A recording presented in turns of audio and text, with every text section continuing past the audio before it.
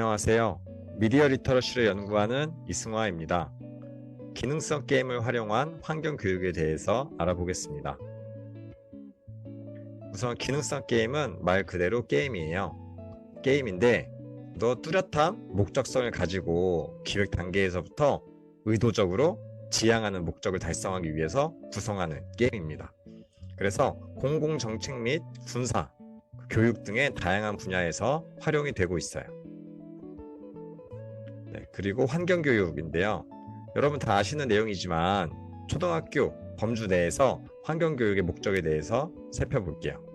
우선 아이들이 환경 문제의 심각성을 인식하도록 하는 게 기본이고요. 그 다음 환경 문제의 예방과 해결에 필요한 지식, 태도, 기능을 차곡차곡 쌓아요. 그리고 환경적으로 바람직한 의사결정을 하고 또 능동적인 실천이 가능하도록 이끌어내는 게 주 목적이라고 할 수 있습니다. 그래서 이 두 가지 속성을 더해 볼게요. 우선 게임적인 속성과 교육적인 속성을 더해졌을 때 결국 재미와 의미가 가득한 환경 교육이 이루어집니다. 게임적 속성의 대표적인 세 가지 보면 우선 이야기, 서사에 몰입할 수 있는 체계적인 스토리텔링이 중요하고요. 자기적인 스토리가 아니라 자연스럽게 환경과 연결되는 그런 스토리텔링이 굉장히 중요합니다. 다음, 차곡차곡 주어지는 퀘스트, 미션, 그리고 그 미션을 달성하기 위한 나의 자발적인 동기, 이런 것들이 자극이 돼야 되고요. 그리고 그 성취했을 때 즉각적인 피드백을 통해서 또 다음 미션을 해결하기 위한 그 동기 유발이 차곡차곡 이루어져야 돼요. 다음, 디지털 기술을 활용한 인터랙티브 요소. 내가 주체적으로 뭔가 참여하는 듯한 느낌을 주고 능동적으로 문제를 해결하는 기분이 들 수 있는 그런 요소라고 할 수 있습니다. 다음 이제 교육적 속성에서는 뚜렷한 학습 목표, 우리가 앞에서 살펴봤던 환경 교육의 목적을 놓치지 말아야 되고요. 그 목적을 뒷받침하는 기본적인 지식적인 내용, 그리고 태도적인 내용이 차곡차곡 쌓여 있어야 됩니다. 그러면서 재미와 의미가 함께 교육이 이루어졌을 때 우리는 자발적으로 몰입을 하게 되고 그 몰입 속에서 이루어진 학습이 내면에 스며들게 돼요. 그래서 게임이 끝나고 이런 학습이 끝나고도 자연스럽게 환경을 실천하는 그 지점까지 나아가게 됩니다. 대표적인 기능성 게임 하나를 이제 소개해드리고 같이 한번 살펴보도록 할게요. 이브스의 위기의 생명 상담소라는 콘텐츠인데요. 생태계 파괴로 고통을 겪는 다양한 동물들이 이브스를 찾아옵니다. 그리고 다양한 고민을 토로해요. 그러면 이 생태 탐정 이브스는 그들의 문제를 잘 듣고 이제 해결해 줍니다. 해결해 주는 과정 속에서 우리가 함께 지금 환경 위기의 심각성을 깨닫게 되고 그 문제를 해결하면서 이제 그 환경 문제에 대한 여러 요소가 내면화되고 실천까지 하게 되는 거죠. 크게 세 가지 에피소드가 있어요. 요 꿀빨이 새에 대한 이야기, 그리고 비버에 대한 이야기, 펭귄에 대한 이야기, 세 가지가 있는데 우선 에피소드 1을 한번 차근차근 살펴보면서 우리가 앞에서 봤던 그 기능성 게임의 요소들이 잘 접목되어 있는지 살펴보겠습니다. 우선 호주 꿀빨이 새와 산불 이야기라는 에피소드인데요.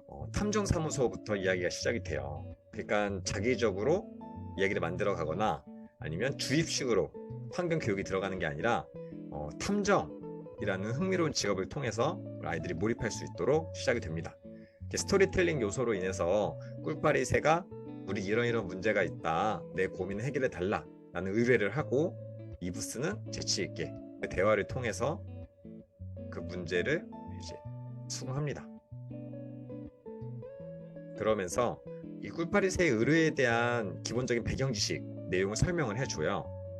이렇게 센스 있는 애니메이션 클립을 통해서 꿀빨이 새는 어떤 새이고 지금 어떤 환경 문제에 닥쳐 있는지, 그러니까 환경에 대한 개념과 자연스럽게 연결이 되는 거죠. 이 맥락을 유지하는 게 굉장히 중요합니다.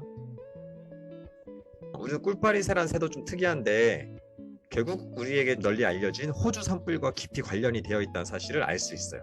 이렇게 이야기에 몰입하면서 자연스러운 환경 문제에 대한 설명도 들을 수 있습니다. 그리고 결국 의뢰를 받아들여요. 이브스 탐정이 의뢰를 받아들이는데 결국 이브스 탐정의 행위와 나의 행위가 일치하면서 나는 몰입을 하게 돼요. 그리고 또 의뢰서에 구체적으로 내가 사인을 하면서 내가 꿀파리새에게 노래를 가르쳐줄 어른 꿀파리새를 찾아야겠다 라는 책임감도 갖게 됩니다. 주체적인 몰입을 하는 거죠. 그리고 이브스와 함께 모험을 떠나는데 이 모험의 재밌는 요소는 결국 그런 역동적인 애니메이션 효과, 그리고 이제 빵빵한 사운드, 고퀄리티 애니메이션 이런 걸 통해서 우리가 조금 더 몰입할 수 있도록 구성이 되어 있습니다. 그러니까 게임적인 속성을 잘 살리는 게 주요 포인트입니다. 네, 시작부터 우리는 차근차근 결국 문제 해결을 위한 미션을 만나게 되는데요. 보시면 이 퀘스트 단계별로 해서 미션을 제공하고 성취 목표를 제시해요. 그러니까 큰 미션, 우리가 궁극적으로 해야 될 미션, 그리고 그 궁극적인 미션을 위해서 단계적으로 이루어지는 작은 미션들, 이런 것들이 촘촘히 같이 구성이 되어 있습니다. 그리고 이 퀘스트를 달성하는 과정에서 자연스럽게 우리는 환경적인 지식을 습득하게 돼요. 예를 들어서 산불로 많은 고난을 겪은 코알라를 도와주는데 코알라의 먹이인 유칼립투스 나무를 구하는 과정, 이걸 통해서 코알라가 유칼립투스 먹는구나, 이런 배경 지식을 차곡차곡 쌓을 수 있습니다. 그리고 나무에도 올라가고 점프도 하고 이제 큰 바위도 타고 그리고 땅도 파고, 이런 요소들을 인터랙티브 요소로 직접 내가 클릭하면서 참여하게 돼요. 그러면서 이 문제 해결의 주체적인 주인공으로서 임하게 되고 조금 더 몰입을 하게 됩니다. 그리고 그 과정은 하나하나가 다 이타성을 키우는 과정으로 구성이 되어 있어요. 결국 이 탐정의 단서를 얻는데 단서를 얻기 위해서 동물들을 도와주고 그 동물들은 나름 보답으로 단서를 주고 결국 이렇게 상호 보완하는 관계, 공동체의 관계가 밑바탕에 깔려 있습니다. 이러면서 환경보호에 대한 가치관, 이타적인 나의 가치관 자체를 차곡차곡 구성해 나갈 수 있어요. 그리고 기능성 게임도 결국 게임이잖아요. 중간중간 이런 미니게임들이 많이 있어요. 우리의 흥미를 자극하는데 특히 여기 시간의 틈새라는 굉장히 흥미로운 부분이 있습니다. 과거와 현재를 오고 가는 그런 과정 속에서 작은 미션이 있어야지만 힌트를 얻는데요. 이 과정 속에서 우리는 굉장히 많은 머리를 써야 돼요. 현재의 문제를 해결하기 위해서 과거로 돌아가고 과거 속의 상황 속에서 힌트를 얻어서 그걸 활용해서 또 현재의 문제를 해결해 나가는, 과거와 현재를 오가는 과정이 조금 복잡해 보이지만 그만큼 지적인 유의라고도 할 수 있습니다. 그리고 문제를 해결해 나가는 과정 속에서 작은 업적들을 계속 클리어해 나가요. 근데 이 업적들이 쌓이면 업적 안에서 환경 교육적인 개념들이 구체적으로 설명이 되어 있어요. 캥거루에 대한 이야기, 코알라에 대한 이야기, 그리고 그 당시에 있었던 실제 커다란 굴에 대한 사건들, 이런 것들을 비문학적 지식으로 차곡차곡 담아두고 있습니다. 그러니까 환경 교육의 목적을 놓치지 않는 거죠. 게임의 요소도 가져가면서 환경에 대한 맥락도 같이 가져가는 겁니다. 그 과정 속에서 나는 차근차근 배경 지식을 쌓고 기본 개념을 정립을 하게 되는 거예요. 그리고 주어진 퀘스트를 달성하고 나서도 그 후의 이야기를 제공함으로써 우리가 지속적인 환경에 대한 관심을 갖고 또 실천을 할 수 있도록 유도합니다. 우리가 앞에서 환경교육에 대한 목적을 알아보았잖아요. 결국 지식만 끝나는 게 아니라 지식 습득 이후에 실천까지 나아가는 게 중요하기 때문에 이런 요소도 굉장히 중요하다고 할 수 있어요. 다른 에피소드를 바탕으로 기본적 기능성 게임의 속성들을 한 번 더 복습을 해볼게요. 우선 스토리텔링으로 교육적인 내용, 특히 여기서 환경교육적인 내용과 연결이 매끄럽게 잘 되어 있어야 해요. 특히 이 기능성 게임에서는 자기적인 스토리가 아니라 좀 더 철학적이고 깊이 있는 맥락을 유지하는 그런 스토리가 큰 장점이라고 할 수 있어요. 그리고 퀘스트를 제공하고 이 퀘스트를 계속 내가 해결해 나가면서 즉각적인 피드백을 받아요. 그러면 내가 해냈다 라는 자기 효능감도 받고 그걸 바탕으로 또 다음 퀘스트를 해결하기 위해서 계속 능동적으로 움직입니다. 이 과정 속에서 난 자발적인 몰입을 하게 되고 그 상황에 빠져서 즐겁게 교육까지 이루어지는 거예요.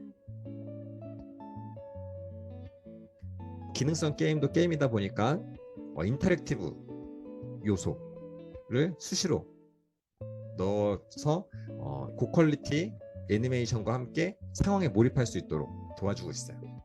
그래서 기능성 게임으로서의 역할도 충분히 하는 게 중요하고요. 그 과정 속에서 놓치지 않고 교육적인 지식, 결국 목적이 있잖아요. 환경교육이라는 목적이 있기 때문에 그 목적을 꼭 이루어야 돼요. 그 면에서 교육적 개념도 같이 습득할 수가 있습니다. 그리고 이 지식 외에 태도, 가치관 면에서도 환경교육을 위한 가치관과 이어지는 이타성, 누군가를 보호하고 존중하고 배려하는 그 마음을 매 순간순간 아주 스며들듯이 쌓아 나갈 수 있습니다. 이 짧은 퀘스트 달성이 끝이 아니라 지속적으로 관심과 실천을 유도할 수 있는 그 이후의 이야기도 포함되어 있어요. 이렇게 우리가 기능성 게임에 대해서 알아봤는데, 기능성 게임에서 딱 그치지 않고 조금 더 깊이 있게 책과 영상을 통해서 학습이 가능해요.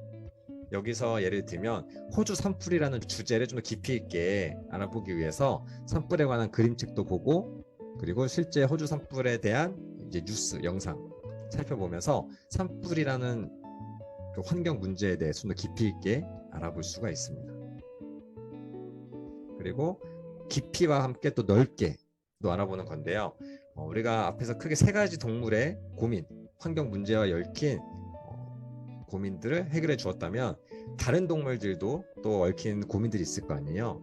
다른 동물들에 대해 또 어떤 문제점이 있는지 찾아볼 수 있는 책, 그리고 또 내가 실천할 수 있는 다양한 미션들, 그 내 또래 친구들은 어떻게 지금 환경보호를 실천하고 있는지 영상을 통해서 쭉 넓게 확장하고 실천할 수가 있습니다. 네, 이렇게 기능성 게임을 통해서 재미와 의미 가득한 환경교육에 대해서 알아보았습니다. 네, 감사합니다.